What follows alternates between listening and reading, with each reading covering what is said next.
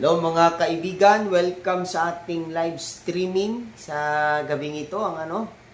Comment, share, and then pakinggan natin itong highlights na last na session, no? Dito sa House of Representatives kasi ito na yung pinakahuli nilang session meeting, and then may mga privilege speech na ginawa dito sa House of Representatives. So mag-aantay lang tayo ng mga viewers, mga kababayan. Hello sa inyong lahat. Check natin. Ayan po. Magandang gabi. Ayan, pakinggan natin ngayon mga kamusikero itong mga privilege speech na ginawa dito sa House of Representatives. Mga highlights po ito mga kababayan Galaxy, good evening po, watching from Singapore. Hello po, Ma'am Galaxy. Magandang gabi po, Ma'am. So mag-aantay lang po tayo, Ma'am, ng mga viewers And then i-play natin itong video na ito. Ito na kasi yung pinakahuling speech o session ng mga House of Representatives, mga kababayan. So wag na natin itong patagalin Pakinggan natin yung mga kanila mga privilege speech. Kung ano ba ito, nakakatulong ba ito sa ating bansa. Ayan. Thank you, Mr. Speaker. Thank you, Majority Leader. Mr. Speaker, esteemed colleagues and distinguished guests, it is my honor and privilege to stand before this august body to present the progress report of the Joint Committees on Dangerous Drugs, Public Order and Safety, Public Accounts, and Human Rights, or what is now popularly known as the Quad Committee. This report is not merely an account of our work, Mr. Speaker. It is a solemn commitment to uncovering the truth, upholding justice, and crafting meaningful legislative solutions to address the scourges of illegal drug proliferation, unlawful land acquisition by foreigners, crimes linked to Philippine offshore gaming operators or POGOs, and extrajudicial killings. The formation of the Quad Committee was inevitable. The House of Representatives, under the leadership of Speaker Martin Romualdez, recognized the complexities of these issues required a united and comprehensive approach. Thus, through House Resolution number 1880, the Quad Committee was brought to life. What began as a separate investigations by individual committees soon uncovered awareness of interconnections. A Pandora's box of crimes and abuses that tested the very foundations of our institutions. One of the most alarming discoveries stemmed from a routine investigation into the 3.9 billion drug bust in San Jose, Malino, Mexico, Pampanga. The probe unearthed the illicit operations of Empire 999, a company owned by foreign nationals masquerading as Filipino citizens. This led to the revelations of massive illegal land acquisitions involving hundreds of hectares of agricultural lands. Shout out kay Zaldi Villafranca. Magandang gabi po. In direct violation of our Constitution. It further exposed suspicious ties between local government officials and foreign syndicates, pointing to corruption and systemic exploitation. Mr. Speaker, our inquiry delved deeper into the operations of these entities and uncovered an even more sinister reality. Their connections to the illegal drug trade and organized crime activities facilitated by POGOs. What was initially presented as a revenue-generating industry has instead become a breeding ground for illegal activities such as human trafficking, money laundering, investment scams, cybercrimes, and even murder. Sa ating investigasyon, Mr. Speaker, ay nakita natin na ang modus operandi ng mga POGOs ay gumamit ng mga Pilipinong dummies bilang mga nominal na may-ari upang magtatag ng mga korporasyon na nagpapahintulot sa mga dayuhan na iwasan ang mga batas na naglilimita sa pagmamayari at operasyon sa mga industriya tulad ng gaming at real estate. Ang mga korporasyong ito ay may mga magkakaugnay na layers upang itago ang tunay na pinagmulan ng pondo at pagkakakilanlan ng mga operators na nagpapahirap sa mga otoridad na masubaybayan ang mga iligal na mga aktibidad. Mr. Speaker, ang mga pugos na ito ay naghuhugas ng pera mula sa mga krimen tulad ng human trafficking, illegal na pagsusugal, bentahan ng droga at cybercrimes sa pamamagitan ng pagpapadaan ng pondo sa mga bank account, pagbili ng ari-arian at iba pang mga instrumentong pinansyal na pinapalabas na lehitimong operasyon ng kanilang mga negosyo. Ang ganitong layering ay hindi lamang nagtatago sa iligal na pinagmulan ng pondo, kundi pinapaliit din ang binabayarang buwis at pinoprotektahan ang mga operator mula sa pagkakadiskubre. Mr. Speaker, karaniwang pinapadali ang mga scheme na ito ng mga tiwaling opisyal at empleyado ng ating gobyerno, ng ating mga regulatory agencies at mga institusyong pinansyal kapalit ng suhol na naglalagay sa peligro ng sistema ng batas at pananalapi sa ating bansa. But perhaps the most chilling revelations, Mr. Speaker, pertains to the extrajudicial killings that have scarred our nation's history. The investigations brought to light a harrowing narrative of abuse of power and institutional impunity during the Duterte administration. Witness testimonies corroborated by evidence revealed a system that incentivized the killing of suspected drug personalities, a system modeled after the so-called Davao template and replicated nationwide. Mr. Speaker, this is not merely a report of the past wrongdoings, but a call to action. The Quad Committee has responded by filing concrete legislative measures aimed at addressing the gaps in our legal framework. Number one, House Bill number 10986, classifying and penalizing extrajudicial killings as heinous crime while providing reparations for its victims. Number two, House Bill number 10987, prohibiting all forms of offshore gaming operations in the country with severe penalties for violations. Number three, House Bill number 11043, allowing civil forfeiture of unlawfully acquired real estate properties by foreign nationals. Number four, House Bill number 11117, providing for the administrative cancellation of birth certificates fraudulently obtained by foreign nationals. In addition to these proposed bills, Mr. Speaker, our inquiries have already yielded significant actions.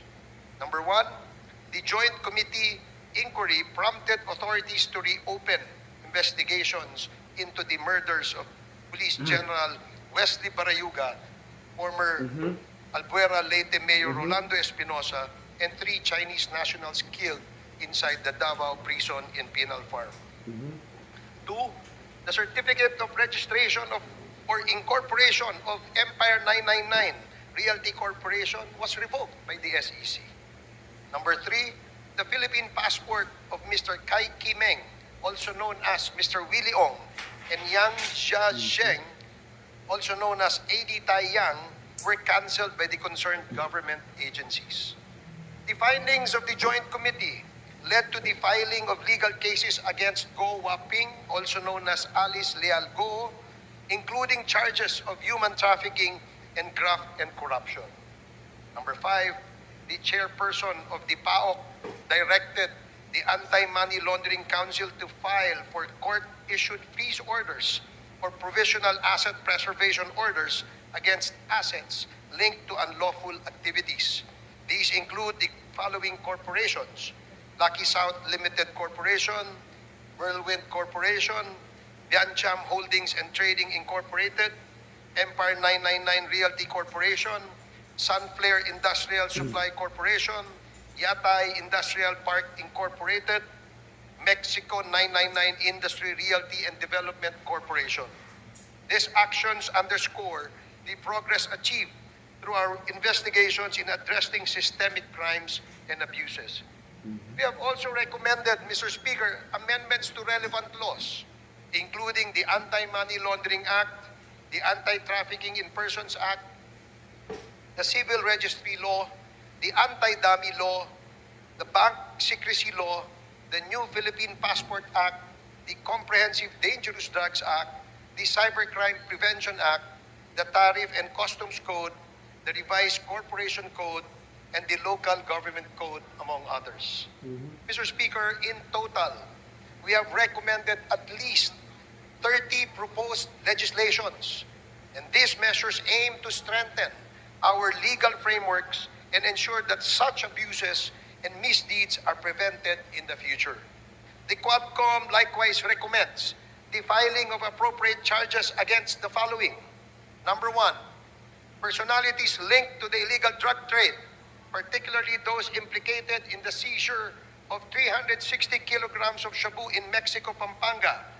Kai Kimeng, alias also known as Willie Ong, Yang Jiazheng, also known as Eddie Taiyang, Mayor Teddy Tumang, and all the incorporators of Empire 999.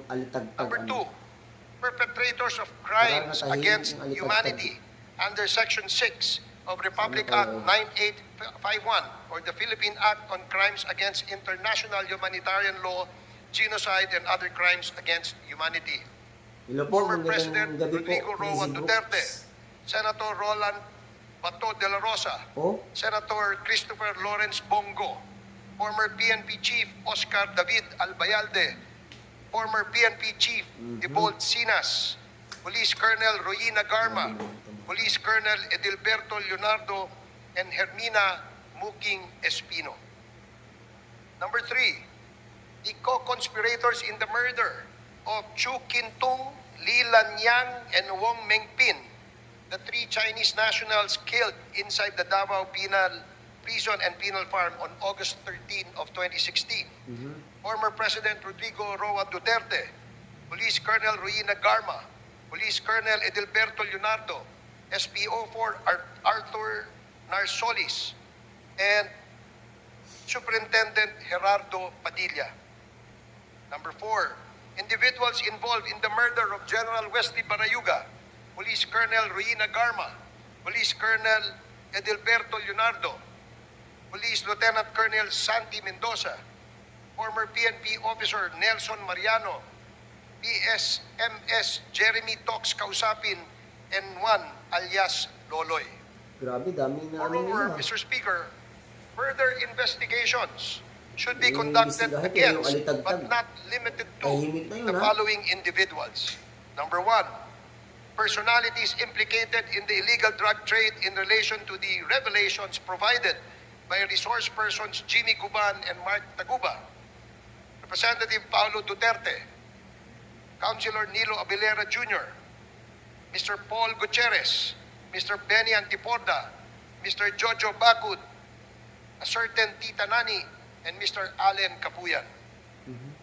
Number two, personalities identified to be involved in the illegal drug trade during the course of the legislative hearings: Ong Ming Yang, also known as Michael Yang; Wei Xiong Lin, also known as Alan Lim; Charlie Tan, and Mr. Sammy Uy.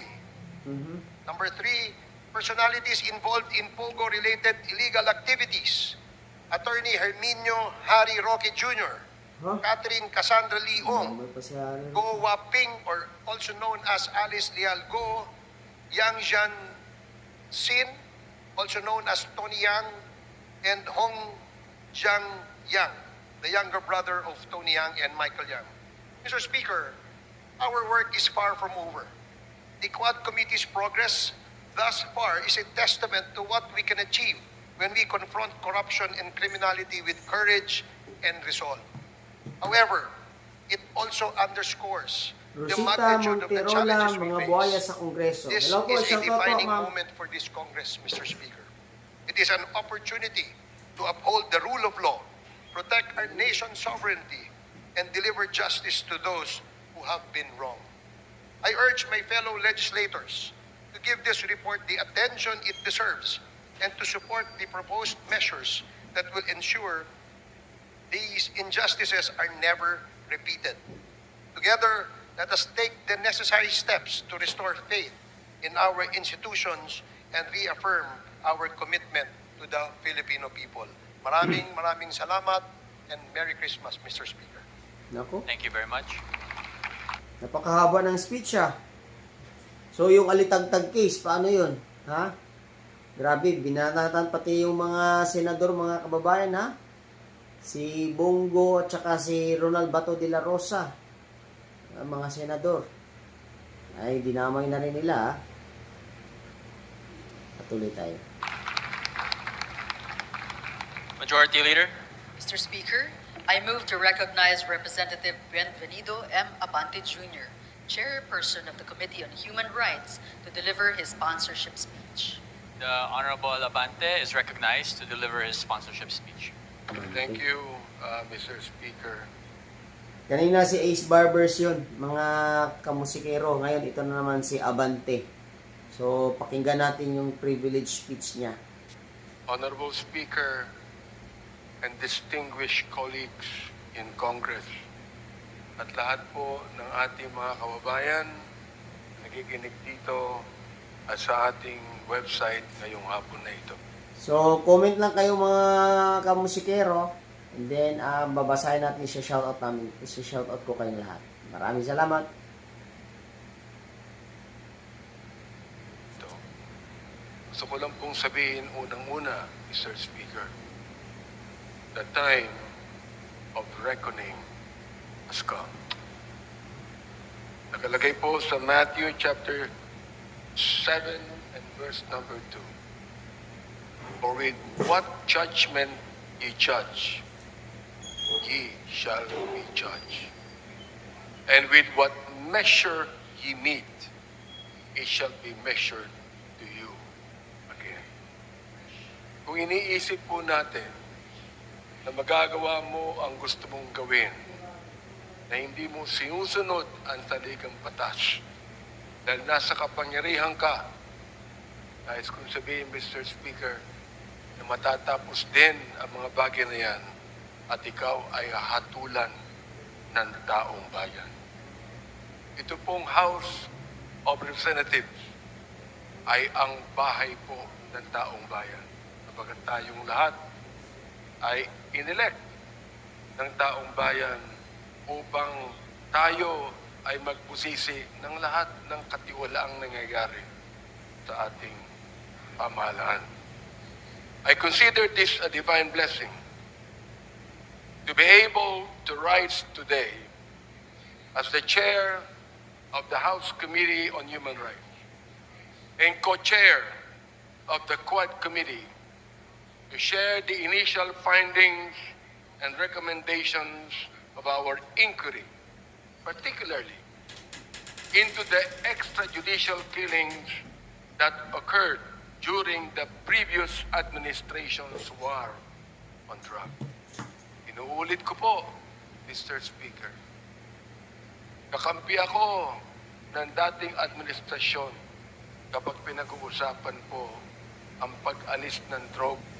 Leo Giocalo, no? Magandang gabi po. Shout out sa iyo. Droga sa ating bansa. Tinabi ko po ito sa ating dating Pangulo. Ang hindi ko lang maintindihan kung bakit kinakailangan merong mapatay na more than 30,000 people upang mawala ang drugs na ito. Nawala pa ang drugs? Hindi. Nandun pa rin, Mr. Speaker. Indeed, there is a season for everything and a time for every purpose under the heaven, as made clear by the Lord in chapter 3 of the book of Ecclesiastes. Jillian, shout This out is po. the most opportune time for the Joint Committee on Dangerous Drugs, Public Order and Safety, Public Accounts, and the Committee on Human Rights to present to you a progress report on our inquiry in aid of legislation. After 13 rigorous and thorough hearings of the so-called Quad Committee. We are confident that we have gathered substantial findings backed by competent evidence to make the requisite recommendations to this legislative body and to the appropriate government agencies for appropriate and decisive action. There was systematic violation of human rights and blatant disregard of due process. The deep probe into the extrajudicial killings, or AGKs, that occurred during the administration of former President Rodrigo Roa Duterte's war on drugs yielded a far deeper tragedy into the lives of the Filipino people rather than the protection and preservation thereof that it was heralded to accomplish. The numbers, Mr. Speaker and my dear colleagues, speak the scary truth. According to data from the Philippine National Police from July 1, 2016 to June 30 of 2022, 7,640 individuals were killed in official police operations. Of these documented deaths, 7,173 were drug pushers, 440 were drug users that should have been rehabilitated, not killed, and only 21 were drug lords. Mr. Speaker, from as far back as May 15, 2024, when my committee started digging into the EJ case, we had been presented with multiple reports indicating that there had been massive nationwide drug-related killings within the period July 2016 to June 2022. The killings were classified either as police operations or perpetrated by unknown perpetrators, which is no different from the Sinaloa type of killings in Latin America, which were notorious at the time, the drug cartel in Latin America.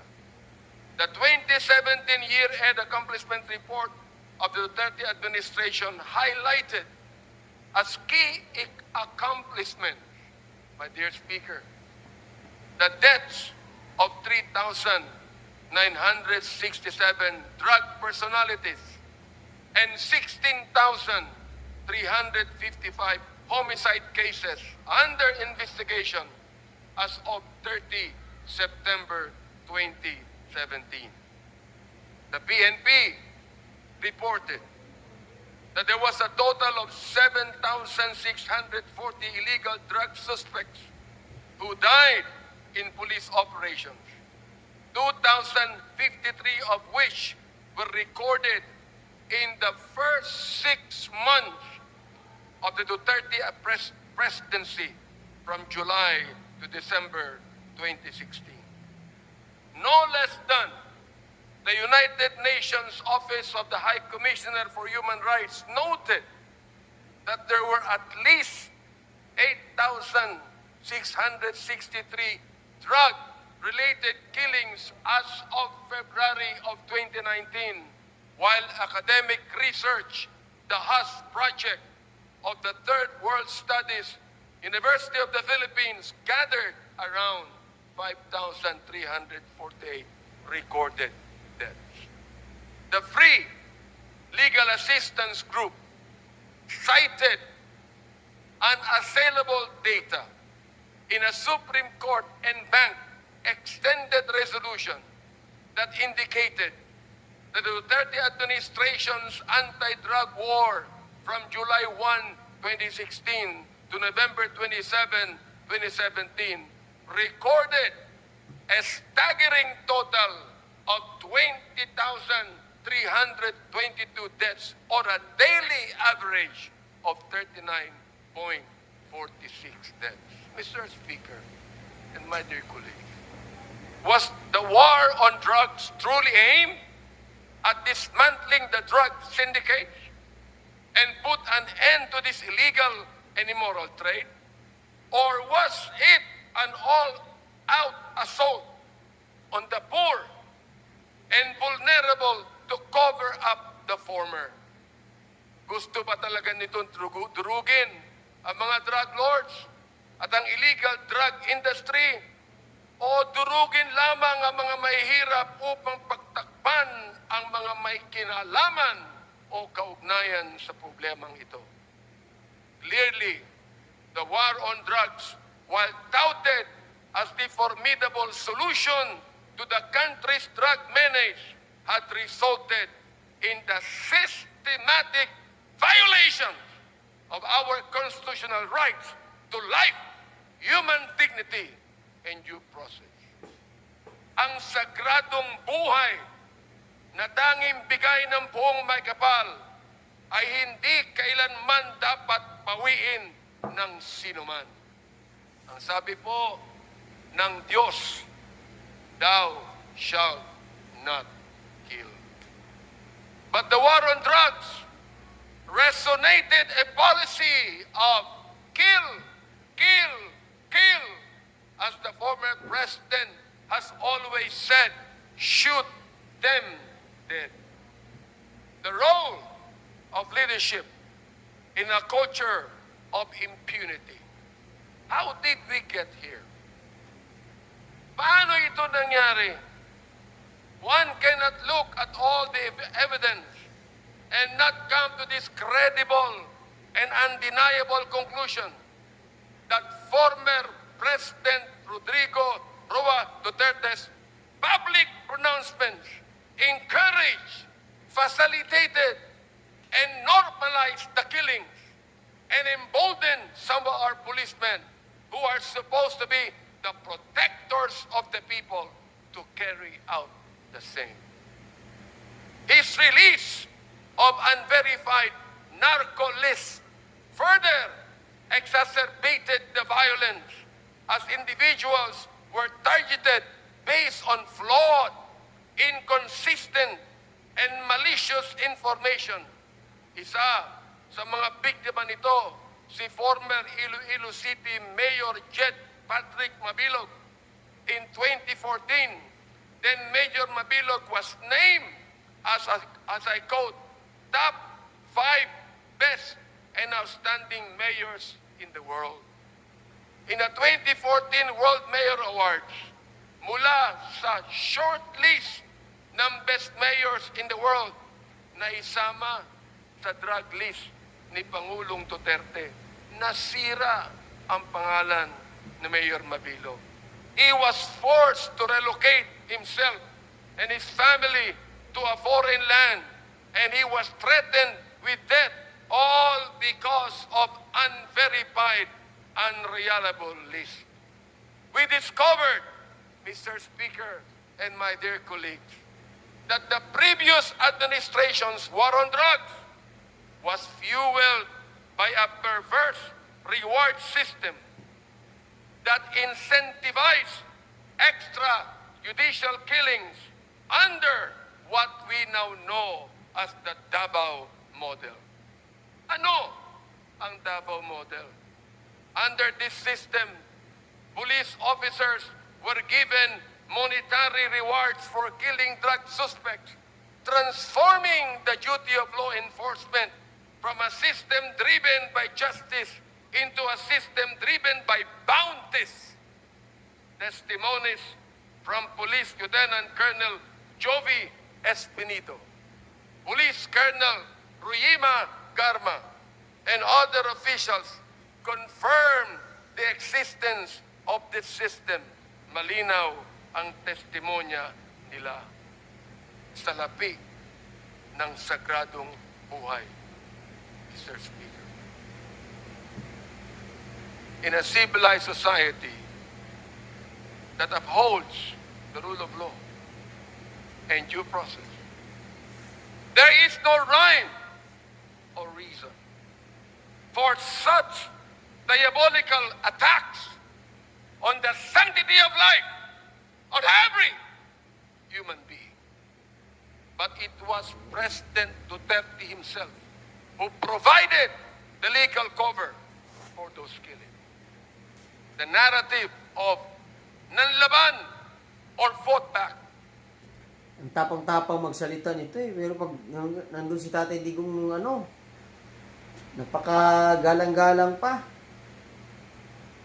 Became the legal justification for this operation, as PRRD himself encouraged officers to provoke suspects into resisting arrest, which was he admitted in one of the hearings conducted, providing legal cover for the use of lethal. Magamit pa ito ng Biblia. Mukha nito. force. That's the reason why I even asked the question to our former president. Was your policy a personal policy, or was it based upon the Constitution? There was a grand conspiracy.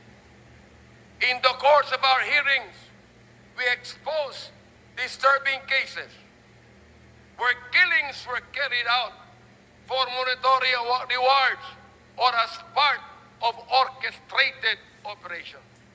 First, the 3 Chinese nationals and convicted drug lords Chu Kin-tung, Li Lanyang, and Wong Mengpin were killed under orders for a payment of 1 million pesos per person.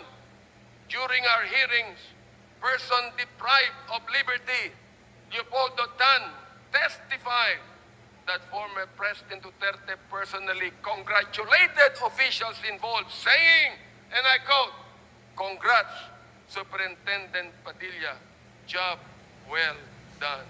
Pero grabe yung ginawang dinuguan.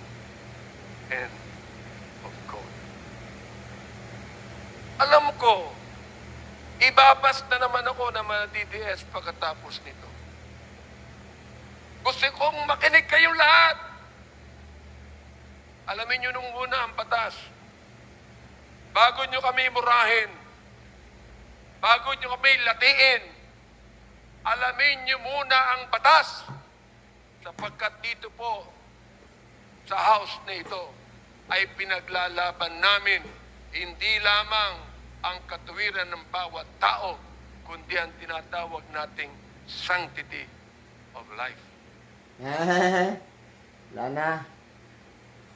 Second, the assassination of Police General Wala nang Wesley maniniwala sa'yo eh. Barayuga, na binanggit na ng aming Alam chairman. mo, Witnesses testified that Barayuga inisayuhan was mo yan killed mabuti yung under speech mo eh. instructions Kasi from police officials. ito yung mga pansin ko dito mga kamusikero ha. Ito mga sinasabi nila. Siyempre, ito yung pinakalas nila na session, meeting sa Congress. Talaga yung pinaghahandaan nila itong mga privilege speech nila, di ba? So, kung titingnan natin dito sa kanilang pagsalita talaga ay talagang pinaghahandaan talaga ng mga itong mga taong ito na talaga namang pinagtutulungan nitong mga Duterte, no? Kahit dito sa kanilang pinakahuling speech, no? Ay wala pa rin Duterte pa rin ang nila. No? With a reward of 300,000 pesos given for his murder. Russian yan, magandang gabi Police po. Hi Colonel po sa inyo. Grijaldo, na kinontempt po namin Nakaka-high blood to, Aming patuloy lang last natin mga kababayan. Qualcomm hearing. Nandito po siya ngayon. Maaari narinig niya. Anong ginawa niya nung siya ang chief of police ng Mandaluyong City? Ang general na ito ay pinatay doon sa Mandaluyong. Walang police report. Walang investigation report. Walang ginawa ang chief of police na ito. Siya ba'y tinanggal sa pagiging chief of police? Hindi, mga kaibigan.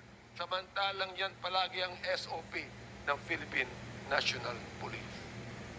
We heard testimony that revealed that police officers had killed quotas and were rewarded for complying with them. Police Lieutenant Colonel Espinido detailed that a 20,000 peso reward was paid per kill. Yan po ang kanyang statement. Our investigation also unearthed cases where the drug war served as a tool to eliminate competition among drug syndicates. Witnesses such as Mr. Kerwin Espinosa and former police officials SPO3 Artunio Las Cañas and Good evening po, Filipino boy. Shout out sa'yo, kaibigan. Police Colonel Eduardo Acerto revealed the dark reality of a policy that prioritized kill, kill, kill over jail, jail, jail. Mr. Speaker, more data reveal how every effort was made to ensure that those involved in these killings were spared from the consequences of their action. Of the over 8,351 deaths, the PNP's Internal Affairs Service reported that 99.17% of cases resulted in the exoneration of police officers. Just imagine. Of the 32,803 policemen charged for operations, only 30 were dismissed. These numbers expose a justice system that failed the victims and their families. Out of all this bloodshed, ano naman ang naging impact sa paggamit ng droga? Mr. Speaker, the Dangerous Drugs Board admitted that the drug war resulted in only a slight decline in drug use. The figure of 4 million drug users that former President Duterte cited at the start of his term had no verified basis. Sinabi pa niya na itong si Adolf Hitler pumatay ng 3 milyon na mga Hudyo. Mali pa ang sinabi niya. 6 million po ang napatay niya. Kaya dapat din patayin ang 3 milyon ng mga drug pusher. Ganun po ba ang dapat katawiran ng isang pangulo ng isang democratic country? Hindi po tayo terorista. Hindi tayo komunista. Hindi tayo diktadorya. Tayo po ay demokrasya. Mr. Speaker, as a result of this hearing, we filed House Bill number 10986, an act classifying and penalizing extrajudicial killings as a heinous crime, providing reparation for the victim, and strengthening the mechanism for its prevention. This bill, otherwise known as the Anti-Extrajudicial Killing Act, defines extrajudicial killing as any killing other than that imposed by the state pursuant to the provisions of the Constitution on heinous crimes, or a deliberate and arbitrary killing of any person not authorized by a previous judgment pronounced by a competent court, committed by a public officer, personal authority, agent of a personal authority, or any person who is acting under the actual or apparent authority of the state. Under this measure, extrajudicial killing is classified as a heinous crime, punishable by life imprisonment. Monetary reparation between 250,000 pesos to 500,000 pesos, as well as a non-monetary reparation, will be granted to victims and their families to be determined by the extrajudicial killing claims board proposed under the bill. Sana po maging batas na po ito. Next, we recommend the passage of a death in custody or under Police Operations Act. This will institutionalize official recording and reporting of deaths during police operations in custody with mandatory annual reports as submitted to Congress, DOJ, and the CHR. The establishment of a national interagency investigative body, an independent agency tasked to investigate EJKs and the other human rights abuses committed by state and non-state actors. The creation of an independent international affairs service that is autonomous to ensure accountability free from the PNP influence. We also recommend the filing of appropriate charges against officials responsible for these atrocities. We recommend that cases be filed under Section 6, Crimes Against Humanity, under the International Humanitarian Law, Republic Act 9851, against former President Rodrigo Roa Duterte, Senator Ronald BATO de la Rosa, former PNP Chief Oscar David Albayalde, and former PNP Chief de Bolsinas, among others. We also recommend reparations for victims of EJKs, strengthening the Commission on Human Rights, and enacting prevention measures to ensure that none of these horrendous abuses to human rights will ever happen again. Mga kababayan, as stewards of justice and as the representatives of our people, it is our moral and sacred duty to hold the perpetrators accountable and to uphold the value of every human life. Nais ko sang sabihin sa inyo na ang distrito ko po ay drug-free. Pero walang napatay.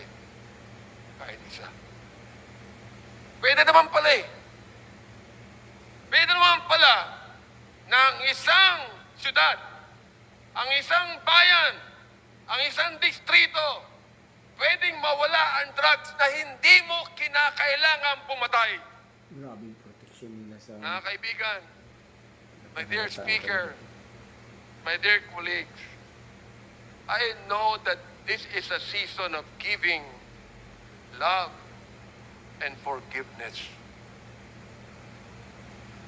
And may this also be a season of healing, but never giving up on justice and truth. Maraming salamat po at maligayang Pasko sa inyong lahat. Alam niyo dito mga kaibigan, no? Kasi ano na eh, napakainit na talaga kasi next year, election na. So, anong ginagawa nila dito ngayon, no? Kanina pa sa speech ni Barbers, ni Congressman Barbers, dito na naman kay Congressman Abante, hindi nawawala si Senator Bato, si Senator Bongo, at saka si former President Duterte. No? Kasi mainit na talaga eh. Eleksyon na next year. Kaya ganito yung mga banat nila ngayon. No? Pinaghandaan talaga yung mga speech. Yan po. Lang.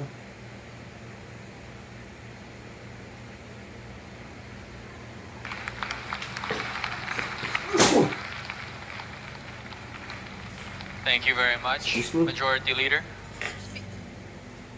Mr. Speaker, I move to recognize Representative Dan S. Fernandez, Chairperson of the Committee on Public Order and Safety, to deliver his sponsorship. Susan Vallejos, The good Honorable evening Dan po. Fernandez Magandang is gabi po recognized sa to inyo, deliver ma'am. his sponsorship speech. Thank you out so much, Mr. Speaker. Maraming po salamat at don't worry, maikli lang po ito. Hindi katulad nung kay Chairman Abante na napakahaba at napaka-emotional. Mr. Speaker, distinguished colleagues, guests in the plenary hall, magandang hapon po sa ating lahat. It is my honor to present, together with my co-chairs of the Joint Committee comprising the Committee, Dangerous Drugs, Public Order and Safety, Human Rights and Public Accounts, also known as the Quadcom. This progress report outlining the facts established, evidence gathered, actions taken, and recommendations for remedial legislation concerning extrajudicial killings, illegal drugs, illegal Philippine offshore gaming operators, and anomalous transactions involving local government units in connection with these unlawful activities. To date, the Joint Committee has conducted 13 public hearings and has obtained numerous testimonies of witnesses and documentary evidence in the course of its inquiry. Mr. Speaker, the Joint Committee has identified compelling evidence that necessitates prompt and decisive legal action by the appropriate government agencies, as well as urgent legislative intervention to enact laws and policies that will effectively address these critical issues. With respect to POGOs, the Joint Committee found a discernible pattern regarding their creation and operation. It starts with foreign nationals using fake documents to acquire Filipino identities, followed by land acquisition to establish POGO facilities. The construction of several buildings worth billions of pesos, the execution of lease agreements between two corporations with interlocking ownerships, followed by the application for POGO license with the Philippine Amusement and Gaming Corporation. This was also established that criminal syndicates composed of Chinese nationals pretending to be Filipino citizens operate within the country and are responsible for various criminal activities facilitated through POGOs, including human trafficking, internet scams, and money laundering. Some of these Chinese nationals have links to the drug trade. These POGO companies include Hongsheng Gaming Technology in the Baofu compound in Bamban, where facilitated by Go Huaping, also known as the former Bamban Mayor, Alice Guo. Lucky South 99, situated in the Whirlwind Corporation, leased property in Porac, Pampanga, identified with Catherine Cassandra Leong and attorney Herminio Harry Roque Jr. At kasama rin po dito si Sean Wei Technology owned by Alan Lim, also known as Wei Xiong Lim, together with his wife, Rose Nono Lin. The findings of the Joint Committee have led to the filing of cases against Guo Huaping, Catherine Cassandra Leong, and attorney Harry Roque, and several other Chinese and Filipino incorporators of POGO companies for qualified human trafficking. Money laundering cases have also been lodged against them. Aside from Guo, Ong, and Roque, the Joint Committee recommends that criminal investigations be commenced to look into the involvement of other key personalities such as Hong Ming Yang, also known as Michael Yang, his elder brother Yang Chen Sin, also known as Tony Yang, and spouses Alan Lim and Rose Nono Lin into illegal POGO activities. As a result of the joint hearings, the Anti-Money Laundering Council was directed to apply with the court for the issuance of a freeze order covering the assets related to the unlawful activities of Lucky South 99, Whirlwind Corporation, and Bian Cham Holdings.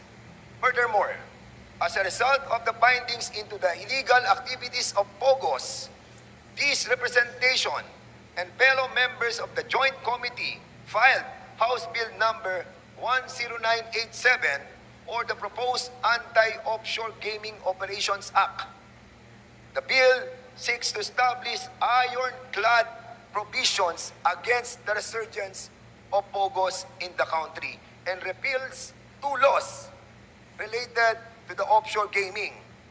Executive Order number 13, issued by former President Duterte, and Republic Act number 11590, or the law taxing POGOs.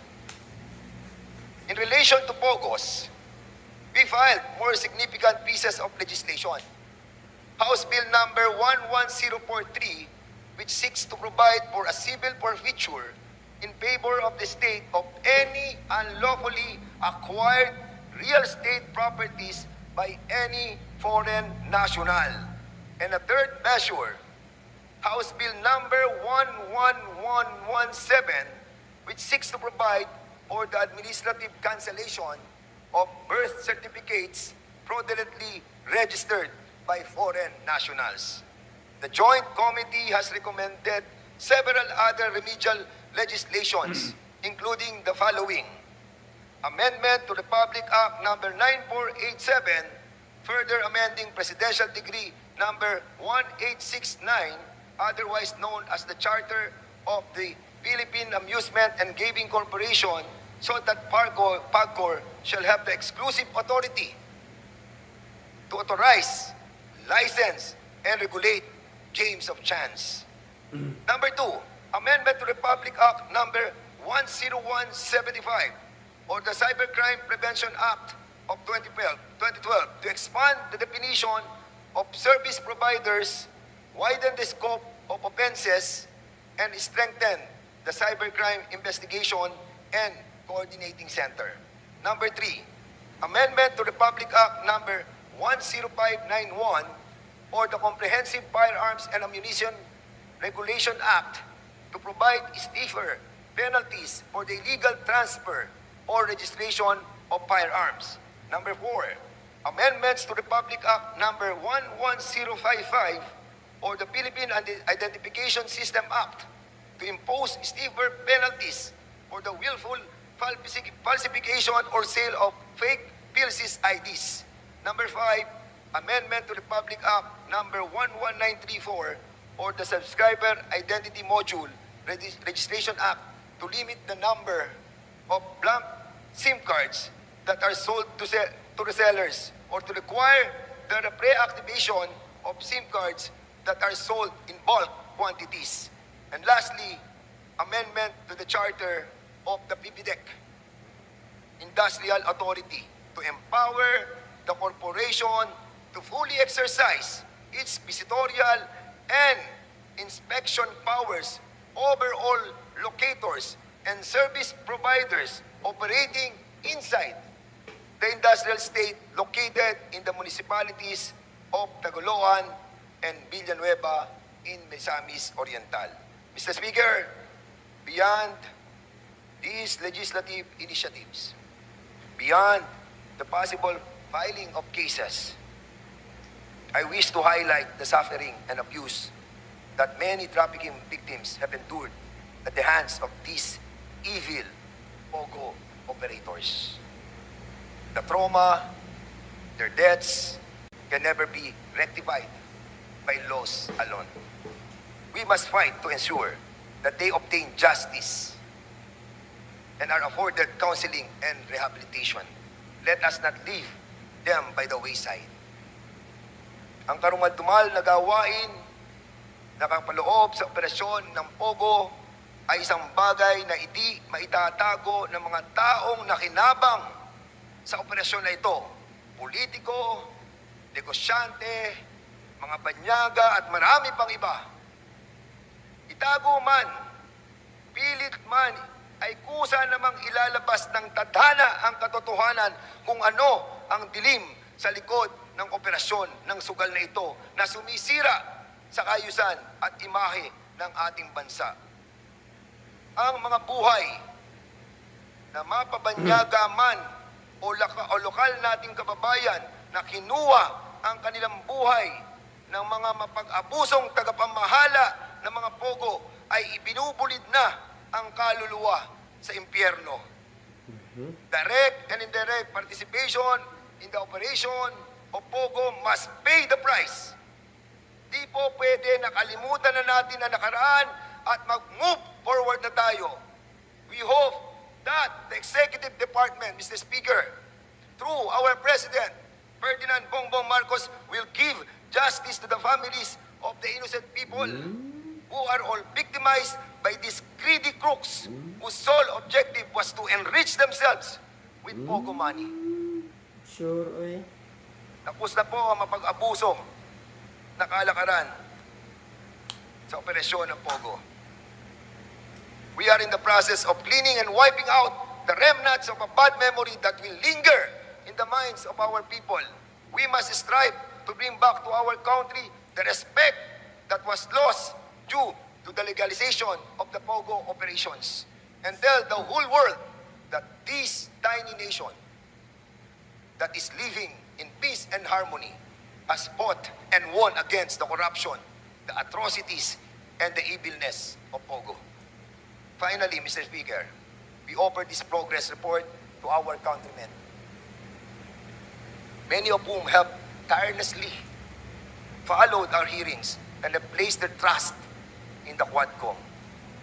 Taus-puso po ang aming pasasalamat sa inyong walang sawang pagsubaybay, sa inyong buong suporta at tiwala. We stand with you in the pursuit of truth and justice. Maraming salamat po. Truth and justice. Ayaw na yung mga abuso. Thank you very much. Shout out po. Majority Leader. Wait Mr. lang po. Speaker, Ayan, shout out kay Rick Lamo. Rick Lamo. Dan Fernandez pala best friend na Ivana, siya pala bumili ng SUV. Kala ko, Rick Lamo. Lupit naman. Rosda Alalang, wala kami paki sa mga pinagsasabi nyo. Pure Duterte kami sa Mindanao. Shout out sa iyo, ma'am. No, last po si Jamail Hadidjajas ay Mr. Google Tuwadcom, wala kaming pakialam sa iyo.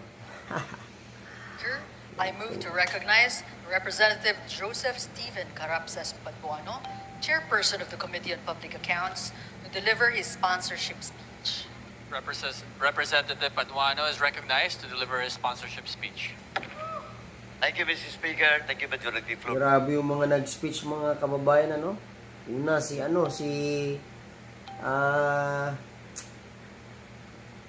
kalimutan ko una eh. Sino yung kanina? Pangalawa si Abante. Pangatlo si Dan. Ito yung pangapat si si Paduano na naman. Naku po. Ano po yung mga banat nito?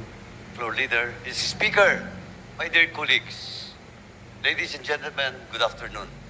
Mr. Speaker, before I proceed, once again, let me remind my co-chair, Chairman Abante and Chairman Dan Fernandez, for not once again following our agreement for not exceeding at least the maximum 10 minutes in their speech. Mr. Speaker, at the outset, I would like to express my gratitude to the leadership for allowing me to be a part of this endeavor, which I believe will greatly contribute to the nation. It is truly a great privilege to serve the country.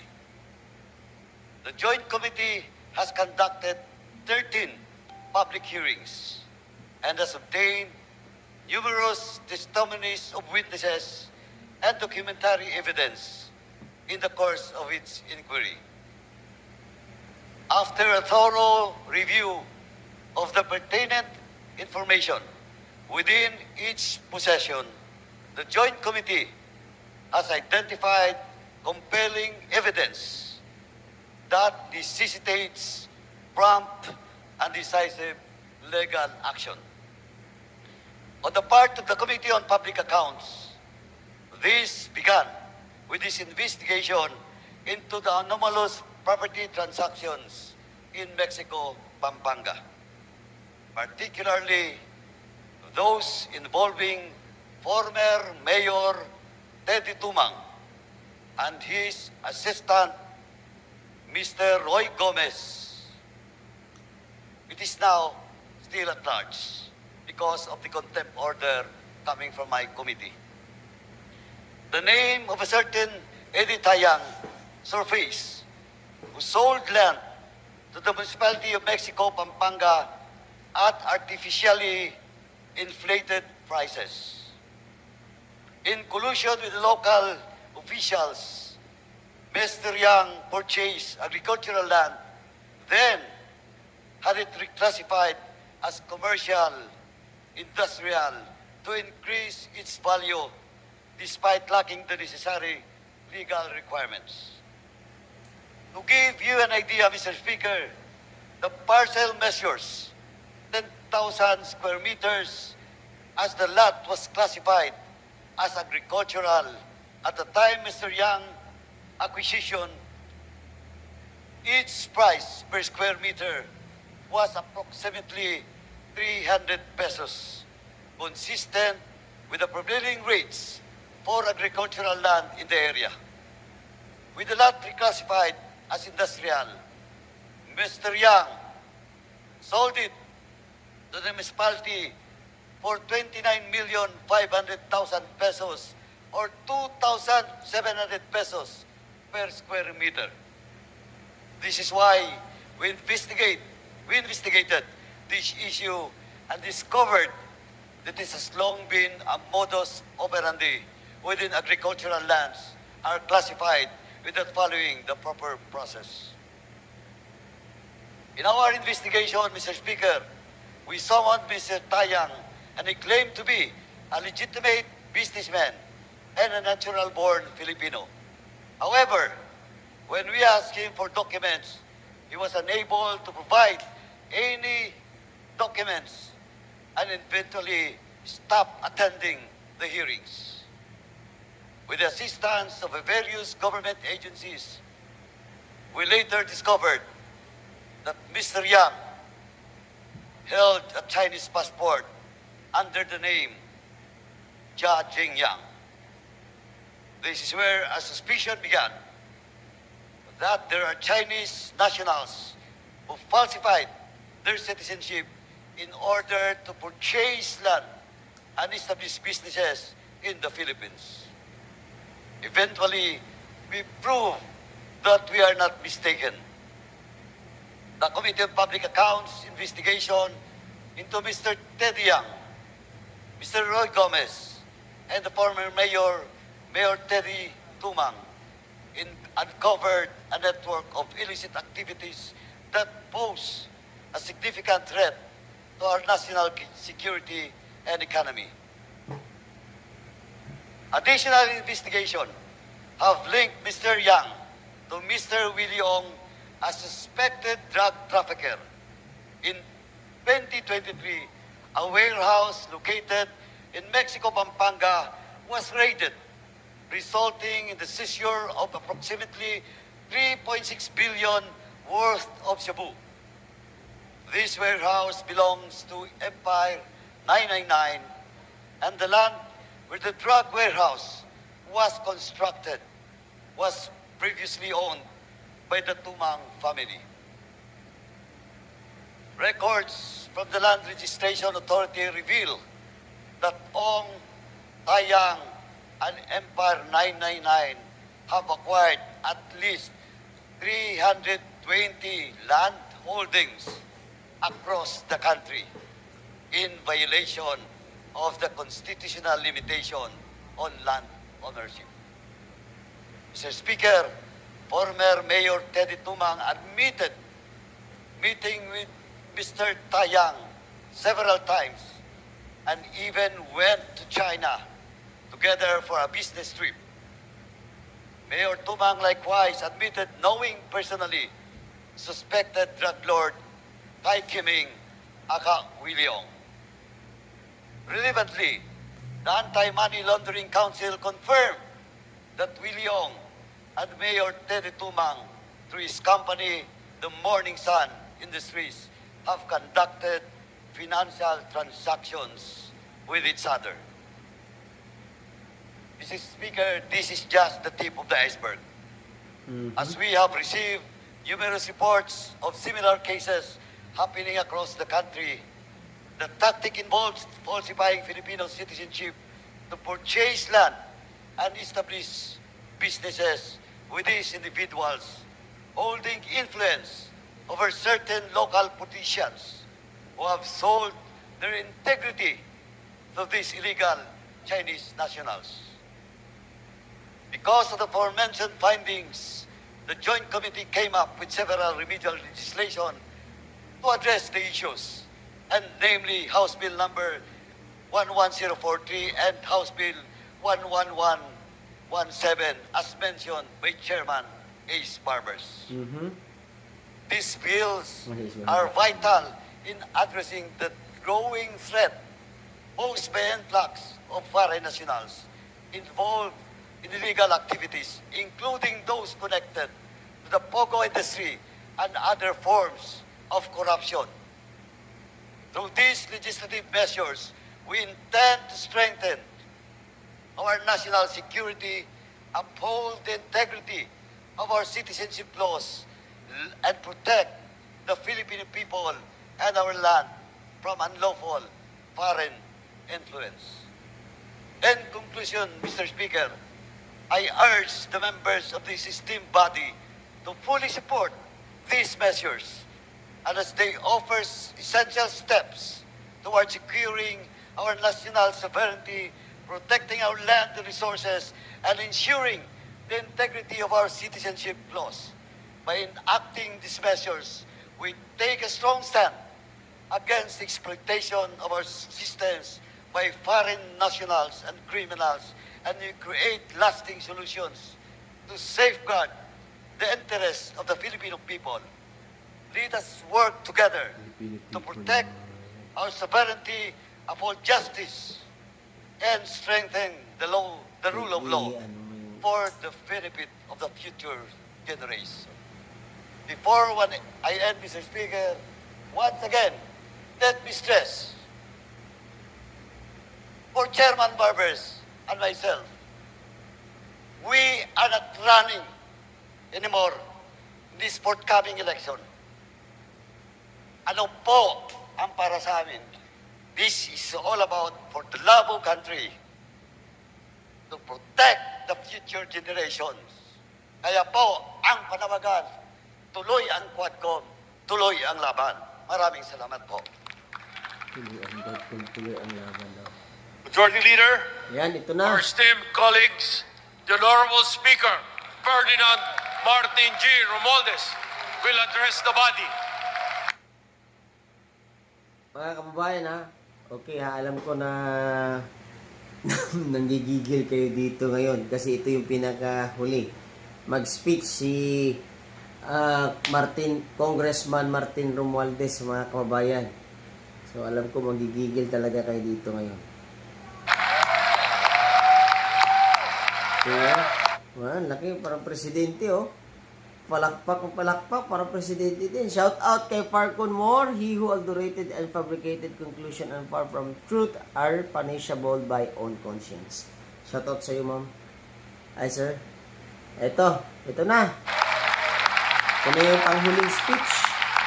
Napakahabang speech dito, mga kamusikero.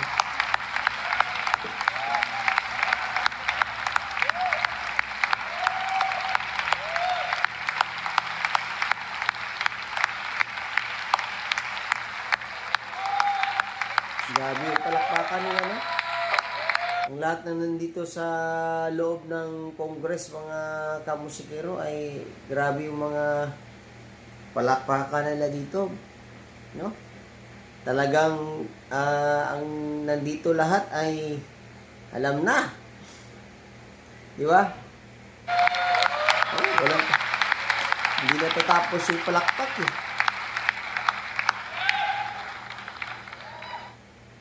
Please take your seats, ladies and gentlemen, honorable members. Mga kagalang-galang na kasamahan, mahal kong kababayan, mahal kong kaibigan. As we close this chapter of the 19th Congress of the year, let me first express my profound gratitude to each and every one of you. Thank you so much. Maraming salamat po sa inyong lahat.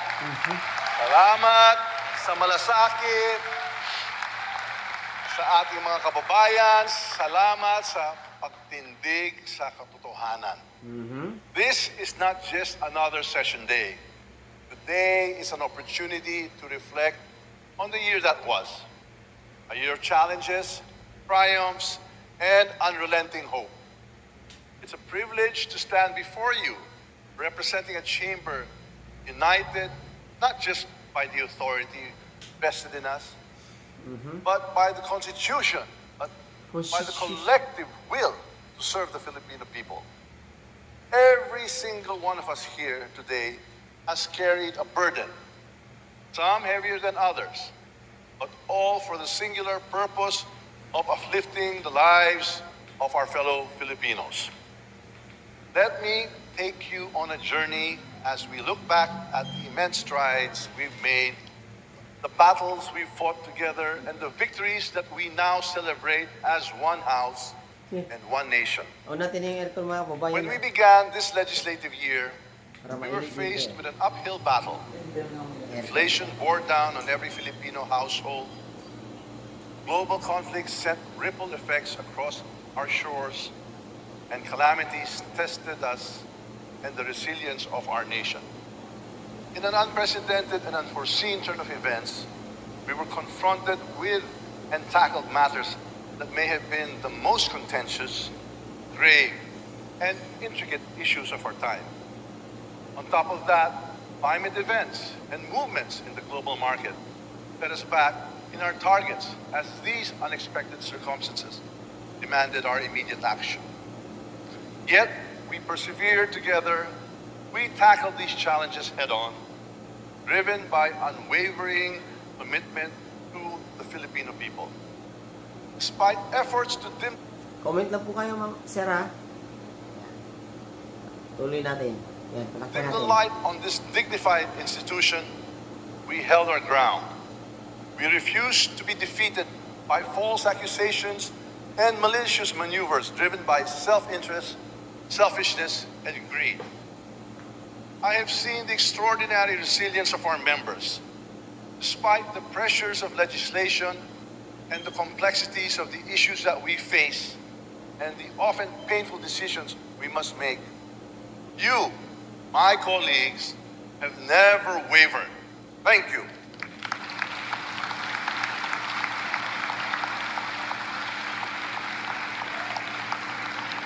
No doubt you have worked tirelessly to address the needs of your constituents, sacrificing time with your families and personal comforts to ensure that no Filipino is left behind. It is not easy to be in public service, but it is in moments like these when the results of our labor manifest in the improved lives of our people that make it all worthwhile. My dear colleagues, your resilience and determination were beyond measure. Throughout this period, we have successfully demonstrated our ability to act decisively and inclusively.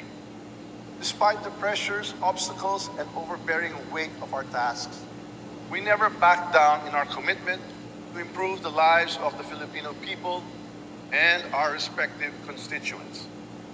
This year further displayed the strength of our democracy as we chose to uphold justice, equity, and fairness.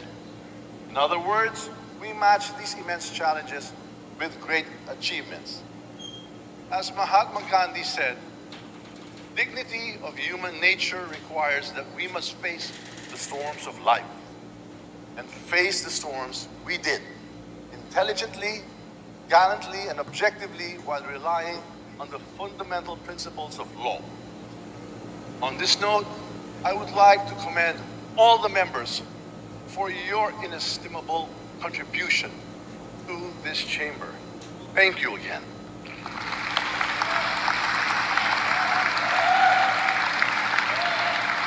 Palakpakan lahat. Your pivotal role in reshaping the course Lalo by pa which yan pag may the House of palakpak. Representatives conducts its work and redefining the future of our nation is by far exceptional. Your unwavering dedication to public service Grabe dito mga kababayan, no? Dapat talaga siguro lahat pumalakpak kasi alam na. Grabe talaga to. eagerness to engage in debates and discussions, and mutual respect towards one another led the House of Representatives through the enactment of 71 national and 76 local laws since the opening of the 19th Congress. Today, let us celebrate our collective accomplishments milestones that will leave an indelible mark on our nation's history. Our collaboration and tireless commitment to public service to achieve meaningful progress. The General Appropriations Act of 2025, which we ratified on December 11, is a testament to our commitment to prioritizing the welfare of our people. This is not just a budget. It is a blueprint of hope. It ensures funding for vital programs that bolster economic recovery, create jobs, and provide much-needed relief for struggling families. It is the cornerstone upon which the government operates, the key to supporting President Ferdinand R. Marcos Jr. in his Bagong Pilipinas program. With the approval of the 2025 GAA, we will be more capable of advocating for the concerns of the underprivileged, pursuing justice for the downtrodden, and formulating policies that foster equality and dignity for all citizens. We ensure that every sector is supported, from agriculture to education, from healthcare to infrastructure. This budget reflects the pulse of the nation, responding to the immediate needs of our people while laying the groundwork for a sustainable future. Alam ng bawat pamilyang Pilipino, mahirap pagkasyahin ang budget para sa araw-araw na kailangan. Bawat miyembro ng pamilya may reklamo sa budget na nakalaan sa kanya. Pero sa kabuuan, ang desisyon ng pamilya ay para sa isang budget na makakabuti para sa lahat. And the same goes for the 2025 General Appropriations Act. While not everyone may be satisfied with the 2025 national budget, it's a budget that mirrors the true needs of our people, not just for daily survival, but for building a stronger foundation for a brighter and better future. Ang budget na ibinigay natin sa mga departments at agencies, yun lang kaya nilang gastusin sa loob ng isang taon, walang labis, walang kulang. On our legislative duties, we have approved 60 out of the 64 common legislative CLA measures, demonstrating our resolve to deliver on our promises.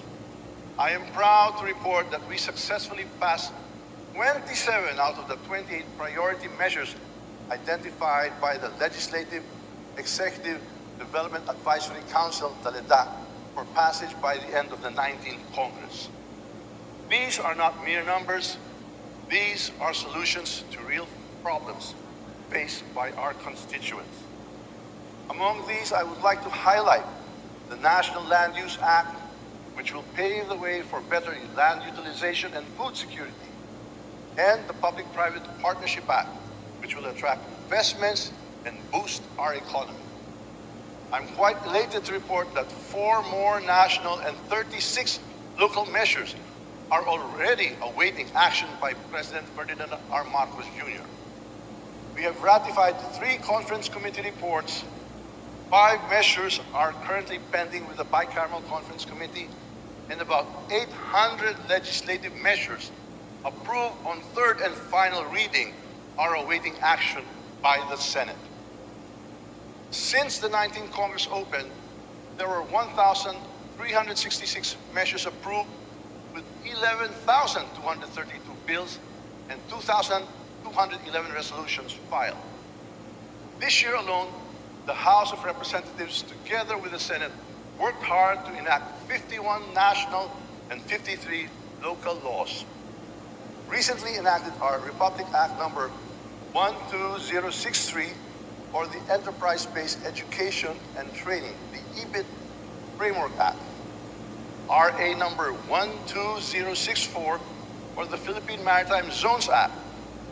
RA 12065, or the Philippine Archipelagic Sea Lanes Act. RA 12066, or the Corporate Recovery and Tax Incentives for Enterprises to Maximize Opportunities for Reinvigorating the Economy, the Create More Act. And RA 12078, or the amendments to the Agriculture Clarification Act.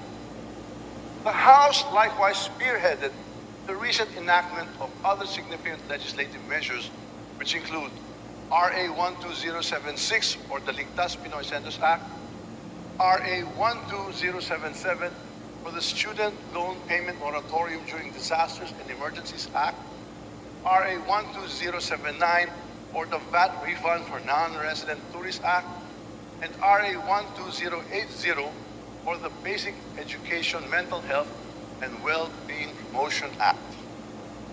Tapos nang natin lahat ng homework natin para sa taong ito. At sigurado po, mission accomplished tayo sa iba pang batas bago matapos ang termino natin sa 19th Congress sa Hunyo. This year, we have also exercised our oversight functions with diligence and integrity. Our investigations in aid of legislation have uncovered anomalies, held officials accountable, and pushed for reforms to ensure public funds are spent wisely. In the course of our legislative responsibilities, the House of the People remains vigilant in emphasizing the importance of transparency and accountability of public funds, reaffirming our commitment to safeguarding our most precious resources. Ladies and gentlemen, the voice of the people resonates through us. As their emissary, let us acknowledge we have a sacred duty to our constituents and the values that bind us as a nation. A better future for the entire nation carries the essence of our duty. Our policies and actions must be designed to bring people together and not divide them, to build instead of destroy, and to develop rather than impede. Nakabang ang milyong Pilipino sa bawat hearing ng ating Quad Committee at Good Government Committee. Naging sumbungan ang Kongreso ng mga kababayan nating naghahanap ng katarungan at solusyon sa mga katiwalian. Kailangan lang nagsimula na rin ang hearings ng ating Quinta Committee. Tayo natin maghanap ng solusyon kung paano pababain ang presyo ng bigas at iba pang bilihin. The Quinta Com seeks to address food affordability, accessibility, safety, while also examining the effects of agricultural practices on food production and food insecurity. Its hearings revealed significant instances of large-scale smuggling of agricultural products, manipulation of the prices of rice by traders, and the creation of artificial shortages of rice. These issues highlight specific vulnerabilities in monitoring transactions amongst wholesalers, retailers, and middlemen. Hoarding, the absence of proper monitoring, and other illegal practices have resulted to billions in foregone revenues. These most certainly must be addressed. Kaya naman, iniling natin sa Executive Department na magbuo ng mega task force laban sa mga kartel na nagmamanipula ng presyo ng bigas at iba pang bilihin.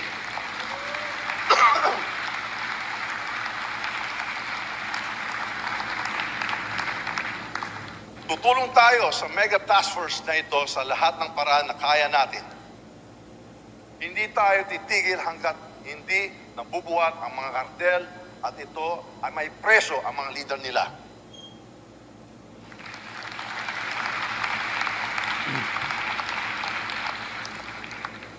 These efforts are not just about uncovering wrongdoing, they are about restoring faith in our institutions and proving that this House of the People stands firmly on the side of transparency, accountability, and justice. The Quadcom, for its part, remained unwavering in its investigations. Thanks to the valiant efforts of its members, the Quadcom investigation revealed the apparent temerity and disrespect of those who propagate serious and illegal activities involving POGOs, illegal drugs, smuggling, irregularities in the Philippine visa processing, corruption, and accountability. Worse, the perpetrators were fully aware of their catastrophic implications on the government and society, yet they continued to operate without shame. Apart from the Anti-Extrajudicial Killing Act, the Anti-Offshore Gaming Operations Act, the Civil Forfeiture Act, and the fraudulent birth certificate cancellation law filed in response to the Quadcom's earlier findings, the Joint Committee is currently focused on drafting legislation that addresses evidence fabrication, explores additional accountability measures for law enforcement and officials. The hearings conducted by the Committee on Good Government illuminated the glaring and egregious ill use of the government's confidential funds. The extent of the funds' misuse and the clear absence of accountability shown through fabricated documents, falsified liquidation reports, and spurious acknowledgement receipts reveal how some shameless individuals blatantly disregard the rule of law and betray the public trust. Stricter measures for fund release and enhanced auditing policies must be implemented. Transparency in the General Appropriations Act must always be pursued. As a result, two proposed bills emerged from the hearings. One to regulate the use of confidential funds and impose penalties for its misuse.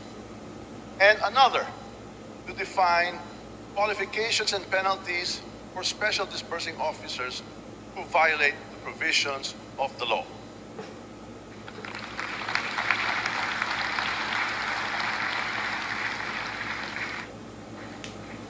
Next year, the House of Representatives will also conduct a thorough and impartial investigation into how PhilHealth's funds are being managed.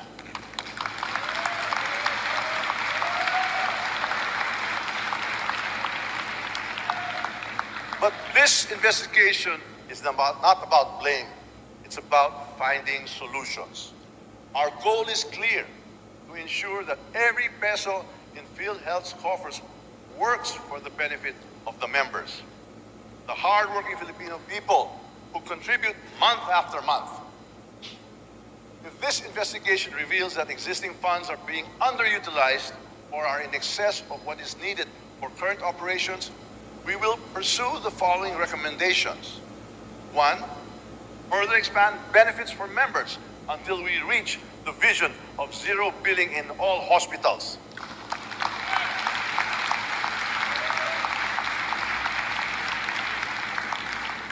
We will also ensure that PhilHealth provides expanded healthcare coverage, including additional medical services, hospitalization support, and better benefits for those in need. Number 2, further reduce premium contributions for workers and employers burdened by rising costs. We will explore reducing premiums while maintaining PhilHealth's capacity to deliver its services. 3, suspend premium payments for 1 year.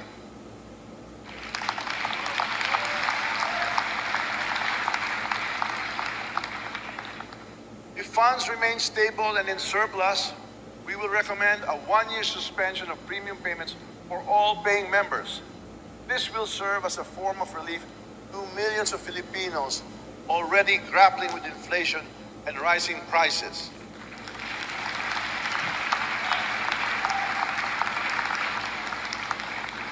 Why are we doing this? Because the Filipino deserve no less. PhilHealth. PhilHealth exists to provide security and comfort in times of medical emergencies. It should not hoard resources at the expense of its members. If we can alleviate the burden of contributions without compromising its sustainability, we will do so. As we face the daunting challenges of inflation, global conflict, and natural disasters, this House will also stand firm in defending. Ayan mga kababayan, ano? So, parang nag-State of the Nation address na itong si Romualdez. So, parang nakaka-board na pakinggan yung mga pinagsasabi niya. No? Ano, Nephew Ramo, wag ka na alis dyan. Kahit kailan tatakbo ka, sabihin ko na sa'yo, di ka mananalo kahit kailan pa. Ayan. So, hanggang doon na lang siguro mga kababayan. Ano? Maraming salamat sa iyong panonood doon. Okay po.